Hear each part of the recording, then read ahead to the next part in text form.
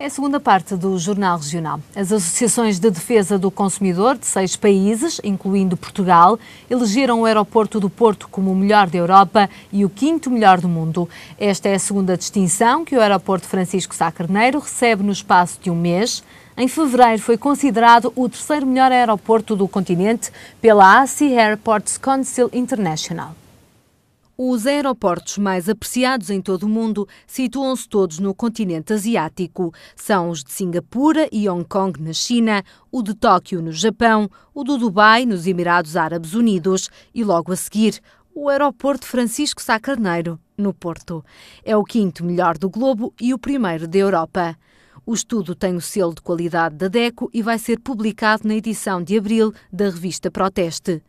A defesa do consumidor analisou 153 aeroportos ao nível da satisfação dos passageiros. Desse lote, 6 estão em Portugal.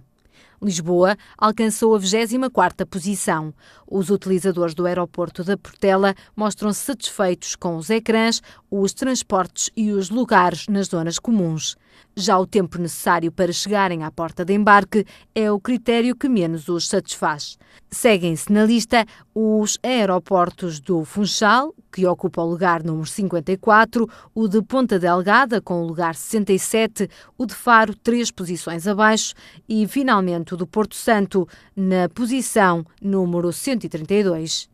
No que toca às companhias aéreas, a TAP é a 32ª e a SATA 44ª, numa lista de 76 transportadoras, cujo pódio é ocupado pela Singapore Airlines, a Emirates Emirados e a chinesa Cathay Pacific. Quem viaja pela TAP aprecia sobretudo o pessoal de bordo, os horários dos voos e o conforto proporcionado pela transportadora, apontando como principal defeito o preço dos bilhetes. No caso da SATA, o pessoal de bordo é o critério que mais satisfaz os utentes. Pela negativa, destacam-se o custo das passagens e a pontualidade. Entre os portugueses que responderam ao inquérito, a TAP foi a opção mais votada, com 32%, seguindo-se as companhias aéreas low cost Ryanair e EasyJet, com 11%. Em matéria de pontualidade, as competidoras são a Emirates e a Qatar Airlines, com 14% de atrasos, enquanto a TAP e a SATA registaram atrasos de 1/4 de hora, 3 em cada 10 voos. No que toca aos tempos de espera pela entrega de bagagem, o aeroporto da Portela é, entre os portugueses, o mais demorado. Em média, os inquiridos esperam 23 minutos, acima da média de 20. Neste aspecto, o aeroporto de Zurique é o mais eficiente e o de Bangkok o menos rápido. A pesquisa foi realizada em conjunto com as associações congêneres da DECO do Brasil, de Espanha, Itália, França e da Bélgica e obteve um total de 9.279 respostas, das quais 1.797 em território nacional. Apenas puderam participar no inquérito consumidores que viajaram de avião nos 12 meses anteriores ao preenchimento do questionário.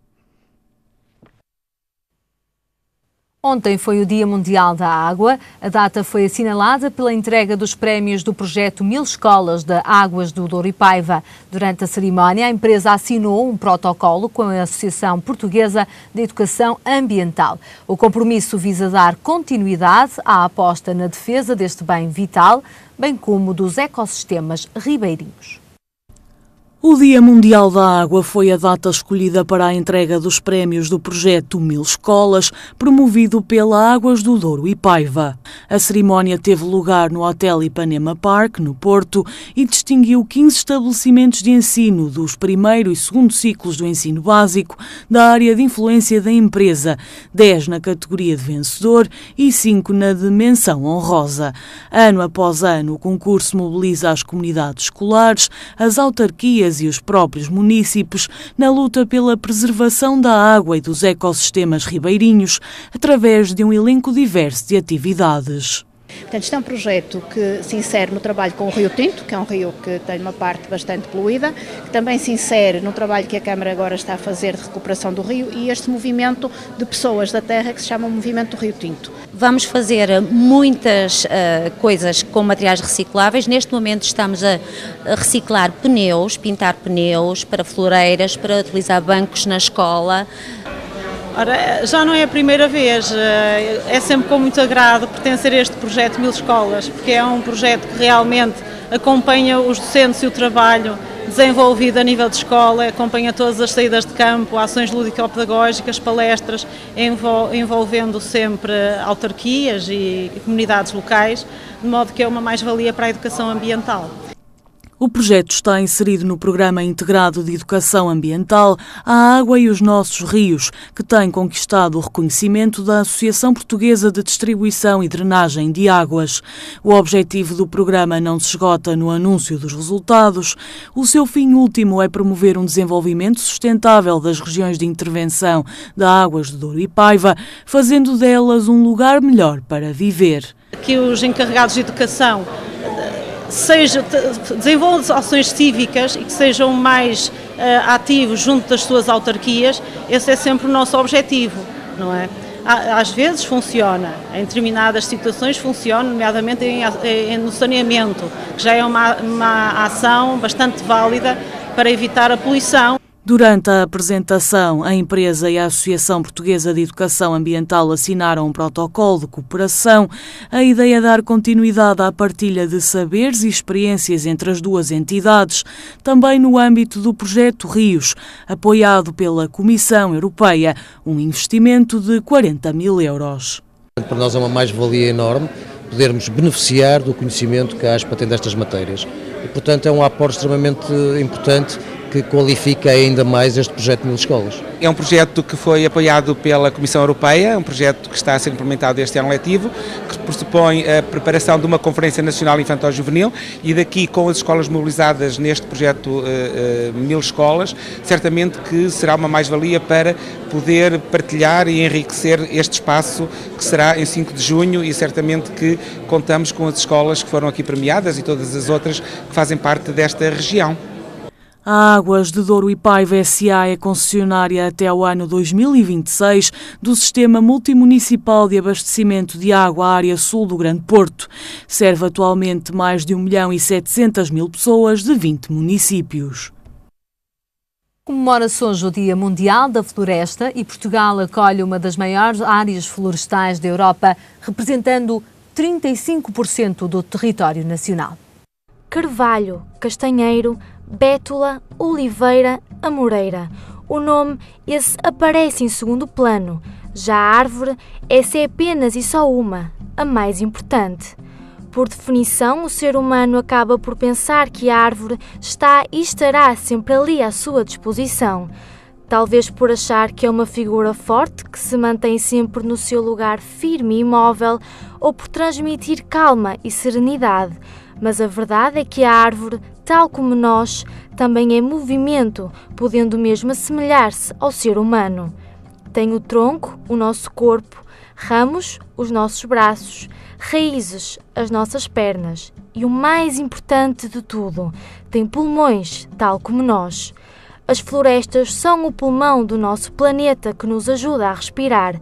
São fonte de bens como resina, frutos, são as casas de muitos animais e ainda são capazes de influenciar o clima, já que moderam o calor no verão e as geadas no inverno. Bem, parece que afinal a árvore tem também um coração que dá mais do que recebe. Se pensarmos que Portugal acolhe uma das maiores proporções de áreas florestais da Europa, representando 35% do território nacional, sendo que mais de 3 milhões de hectares do território estão sob coberto florestal, talvez estes números nos ajudem a perceber um pouco mais da dimensão que as florestas ocupam na nossa realidade. Com um peso de 11% nas exportações totais portuguesas e 3% para o produto interno bruto, a floresta é vista assim como um bem essencial na economia do nosso país. Sabia que no meio de uma cidade onde o dióxido de carbono é uma constante, um pequeno bosque ali perto já é o suficiente para armazenar uma grande quantidade de resíduos produzidos pela nossa civilização moderna? A verdade é que nem sempre o ser humano, na rotina do seu dia-a-dia, se apercebe do quanto uma árvore é capaz de fazer por ele. Agradece aos parques, onde pode ir passear, correr, relaxar, fazer um piquenique e esquece que aquela árvore também precisa de ser cuidada e preservada. Neste dia 21 de março, com a chegada da primavera, cabe a cada um reconhecer este bem essencial à nossa vida e até à nossa economia. E por que não olhar hoje de uma forma diferente para a árvore, para a floresta, para o verde que o rodeia? Hoje comemora-se ainda o Dia Mundial da Poesia e por todo o país a data é assinalada com a leitura de poemas e a lembrança dos grandes nomes da poesia portuguesa. Portugal é um país de poetas e tem o género inscrito no ADN. Esta frase foi escrita pelo editor da mais recente antologia de poesia contemporânea. No Dia Mundial da Poesia, as iniciativas para ler os mais diversos poemas espalham-se um pouco por todo o lado. O nosso país celebra a nossa alma lusitana. Portugal sempre caminhou com a poesia. Vários momentos da história de Portugal foram marcados pela letra dos poetas. O editor Gonçalo Martins explica que a crise económica e consequente fanatismo pelo número, pelo mensurável, pelo utilitarismo, alimentam em todos nós a necessidade de libertação. Nada é melhor para combater do que a poesia. O povo português carrega um passado e uma herança de poetas, mas está nas mãos dos autores de hoje escrever os próximos capítulos da nossa história e da história mundial. A internet não veio acabar com a literatura, as redes sociais tornaram-se numa oportunidade de expressão, experimentação e descoberta de muitos autores que até agora estavam na gaveta. O teatro, as conferências, as exposições, as sessões de escrita criativa, o cinema e a música são algumas das iniciativas que vão marcar todos os eventos que percorrem Portugal neste Dia Mundial da Poesia. Um dos poemas de Manuel António Pina fala que a poesia vai acabar, mas Portugal nunca irá deixar a poesia morrer na sua sociedade. E para assinalar este Dia da Poesia, tenho comigo o poeta João Mocho. Seja muito bem-vindo, boa tarde, Olá, boa tarde, ao nosso Jornal Regional. Antes de mais, que significado é que tem este Dia Mundial da Poesia para si, enquanto poeta? Para mim, acaba por não ter muito significado, porque para mim são todos os dias da poesia, porque eu escrevo todos os dias, basicamente. Este dia pode ser bom no sentido em que serve para promover a poesia em si, portanto, para as outras pessoas que não estão habituadas sequer a ler, e pronto, e basicamente é isso, é um dia de promoção em si. João... E também é o dia da primavera, portanto também é engraçado, pronto. Acaba por ser um dia com algum significado. João Mocho é assim que assina, mas este não é o seu nome de civil. Porquê é que escolheu o mocho? Porquê é que este animal tem tanto significado para si? Primeiro porque eu trabalho durante o dia, na minha área profissional, que não tem nada a ver com letras, e por isso escrevo durante a noite, como os mochos vivem durante a noite. Mas muito mais do que isso, diga? Um animal noturno. Sim, mas pronto, muito mais do que isso, o mocho sempre esteve ligado ao esoterismo e é uma área que eu gosto bastante e percebo até alguma coisa, e não tanto a poesia em si, mas mais a prosa também tem muito a ver com isso, a parte da ficção em si também, a escuridão, todos aqueles temas estão relacionados mais com o lado obscuro da mente e das pessoas, pronto, e basicamente é por causa disso. João já me disse que ganhou um primeiro prémio de poesia aos 8 anos. Sim. É daí que se lembra de ter começado a escrever poesia. Na altura escrevia sobre o quê? O que é que o inquietava quando era assim tão novo?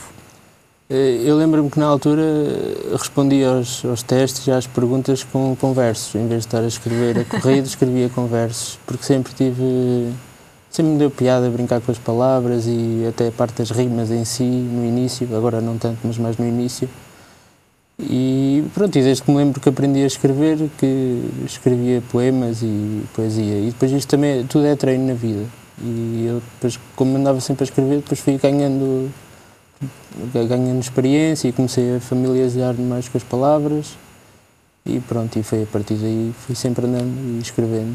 Como é que os seus colegas e os seus professores viam essa sua aptidão para escrever tudo em verso? Os professores de português gostavam, os outros não, porque na maioria das aulas eu punha-me a escrever e muitas vezes não estava atento ao que eles diziam. Exatamente, em matemática devia ser uma chatice. Não, porque eu sou da área de ciências e, portanto, tinha que estudar e tinha que saber. Mas por exemplo, há um dos poemas que foi mais premiado até, e que a maioria das pessoas gosta muito, que é um poema que eu tenho que chama-se Equação, em que eu brinco com o tema do amor e portanto, com as aulas todas de Física e Química que tinha. Portanto, misturo muito o amor com a parte de Física. E escrevi-o numa aula de Física na universidade, pronto. E na altura até depois mostrei ao professor e ele até gostou bastante, por isso não houve muito problema.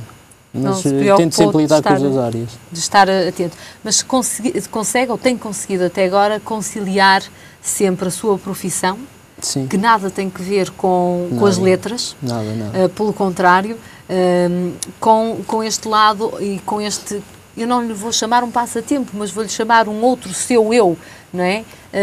Como é que consegue conjugar e balancear estas duas vidas?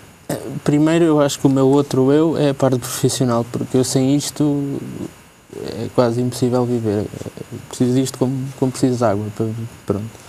Mas tenho que conciliar, obviamente, porque não é disto que eu vivo, e tenho que repartir um bocadinho a minha mente e, pronto, seccioná-la e, ok, agora estou a trabalhar, estou focado nisto, quando for para escrever estou focado em escrever, quando for para sair estou focado em sair, pronto, tento orientar-me e até agora tenho conseguido bastante bem.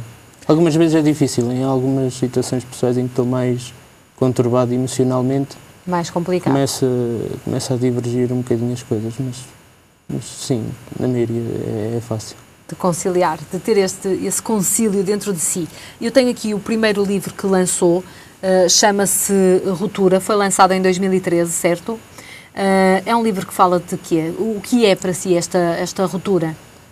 Esse livro, portanto, eu fui escrevendo vários poemas ao longo do tempo, alguns mandava para concurso, outros não, ia escrevendo e ficava com eles guardados, e em 2013 decidi juntá-los todos e escrever o primeiro livro, mais até para conhecer o mercado em si, porque é uma coisa que eu faço muito, é muito intimista, qualquer escritor é uma atividade solitária, portanto, e era para conhecer mais o mercado e também para expor então, ok, eu estou aqui, eu existo, sou João Mocho e comecei agora a dedicar-me a sério a expor o meu trabalho. Pronto, e é a primeira coletânea. Como é que foi a aceitação do público a este livro, a este Ruptura? Acho que foi boa, acho que a maioria das pessoas gostou, as pessoas que leram e compraram. Aliás, compraram mais livros até do que eu estava à espera, não só amigos, mas alguns conhecidos também e outras pessoas. O lançamento foi um bocadinho intimista, só com um círculo pequenino de amigos, não foi assim num grande auditório, para mostrar para muitas pessoas. E a própria editora em si também mostrou logo interesse, que também foi uma surpresa para mim, uma surpresa agradável. E pronto, e basicamente foi isso. O interesse foi renovado já este ano, com este livro que eu tenho na mão, que vai ser lançado em que dia? Esse livro já foi lançado. O lançamento oficial é no dia 2 de Abril. 2 de Abril é o lançamento oficial deste X1241, Biografia de uma Perda. Sim. Nós ali tínhamos um livro muito branco, aqui temos já um livro negro. Houve aqui algum sentido nesta escolha dos seus livros, do preto e do branco? Houve. Isto é mais uma coletânea de poemas, o primeiro livro, no sentido de expor o trabalho que já tinha feito. O segundo livro em si é mais, portanto, já está mais orientado, tem um tema que é as 5 fases da perda. Todos os seres humanos, quando confrontados com uma perda, atravessam 5 fases emocionais. Neste caso, eu sofri uma perda. E esse livro são 45 poemas que estão divididos, portanto, por essas 5 fases, em que são 9 poemas por fase, em que retratam um bocado a minha parte íntima e pessoal enquanto estava, portanto, nessa fase da perda. Em todas as 5 fases que teve esta perda. Como é que está a ser reconhecido este seu trabalho, que é apresentado oficialmente no dia 2 de Abril, mas como é que está a ser reconhecido para já no seu ciclo de amigos, etc.? Eu acho que está a ser bem reconhecido, porque eu, antes de lançar o livro, publiquei alguns poemas no meu canal. Eu tenho um canal no Facebook, de João Mocho. E sim, houve várias pessoas que gostaram, até houve algumas que partilharam. Isso para mim até é o maior reconhecimento que eu tenho, é alguém ler alguma coisa minha e portanto, ver-se representada ali também e ver, ok, já experimentei isto. E pronto, e sim, acho que a aceitação está a ser boa. Aqui já me disse que foi uma perda que o acabou por motivar a escrita deste ciclo de poemas, mas nestes tempos mais cinzentos, de crise, de carência, de privação, são tempos que aguçam o engenho para a escrita? Para um lado da escrita, para o lado mais sombrio da escrita, porque mesmo não estando cinzento e negro, como disse, pronto, tem o outro lado da escrita, o lado mais alegre e mais colorido, que também me dá para escrever. O que é que o inspira? Tudo, mas principalmente a minha vida, obviamente. Situações do cotidiano? Sim, situações do cotidiano. Do trabalho, por exemplo, que é tão diferente. Do trabalho em si não, o trabalho não me inspira para escrever poemas, mas principalmente as pessoas e a maneira como eu lido com elas e elas lidam comigo e as consequências, portanto, dessa vivência que dessa interação com as pessoas, exatamente. Quando é que gosta de escrever? Já disse que precisa da poesia como água para sobreviver, portanto... Poesia não só, a prosa também. Da prosa também. Da escrita em geral precisa, é o seu escape, aliás, é quem o João é também. Quando é que gosta de escrever? Mais? É à noite, levanta-se mais cedo, é aos fins de semana... Não tem dia certo? Como é que é? Eu escrevo todos os dias. Na maior parte do tempo, como eu disse, é à noite, porque é quando está mais silêncio e eu estou mais... Portanto, não tenho as coisas do dia-a-dia do trabalho, mesmo da vida social. E é quando mais ou menos antes de ir dormir, escrevo sempre um bocado. Às vezes é um bocado grande. Neste Dia Mundial da Poesia, por todo lado, nas escolas, museus, bibliotecas, leem-se muitos poemas. Eu não vou desafiar a ler nenhum dos seus poemas, porque, pela minha experiência, os poetas não gostam de ler os seus próprios textos. Porquê é que isso acontece? Pelo menos em voz alta não gostam de os ler. Com os outros eu não sei, eu detesto ler os meus, não quero ler, sinto-me... E outras pessoas mesmo a ler os meus poemas não me sinto muito bem, eu sinto-me um bocado constrangido, porque parece que me estão a ler por dentro e não sei, faz-me um bocado de impressão. Não sei se os outros poetas também são assim, mas eu próprio não frequento círculos de leitura nem círculos de poesia, não conheço ninguém que escreva poesia como eu. Agora já ando a conhecer mais pessoas na área, porque lá já estou a entrar mais no mercado, mas em si não tenho essa vontade, pronto. Até porque a maioria da poesia que eu leio e que já conheci, acho que é um bocadinho diferente da minha. Aliás, é portanto, um elogio que me fazem, que eu gosto muito também, para além do reconhecimento, é dizerem que a minha poesia é um bocadinho diferente, não é tão pesada, não... Porque a maioria da poesia é muito intelectual, é muito... Pelo menos quem partilha e quem expõe e quem lê e quem faz. Os seus leitores, pelo menos, dizem isso, não é? Dizem. E a sua dizem que a minha é um bocadinho diferente, pela positiva, obviamente. E isso é o que mais me agrada também. É mais mainstream. E por aquilo que eu estive a ver, não há estudos conclusivos sobre o leitor tipo da poesia em Portugal. Ou seja, não há um perfil tratado e traçado de um leitor de poesia. Para si, quem é que lê poesia, da sua experiência e os seus livros, e porquê é que gostam de poesia? Eu acho que as pessoas ao lerem poesia, pelo menos da pouca experiência que eu tenho na parte da leitura, que da parte da escrita é diferente, mas na parte da leitura eu acho que lhes dão sempre alguma sonoridade enquanto estão a ler, alguma musicalidade, pronto. E uma pessoa nunca lê um poema da mesma forma que outra pessoa lê um poema, ao contrário da prosa e ao contrário de um romance. E as pessoas vão buscar alguns significados para elas próprias e por isso é que muitas vezes nas aulas de português e tudo dizem, quando lemos poemas de Fernando Pessoa, os professores normalmente dizem que o poeta estava a pensar isto, é esta a interpretação, que foi uma coisa que sempre me revoltou, porque eu próprio escrevi, às vezes não tem nada a ver aquilo que uma pessoa lê e pensa que eu estou a sentir e nem tem nada a ver em si. Porque o próprio leitor também transporta a sua própria vivência para dentro do poema. Exatamente, é isso que eu quero dizer. As pessoas vão buscar aquilo que querem, basicamente, e às vezes confundem um bocadinho as coisas, daquilo que é o escritor e daquilo que é o leitor.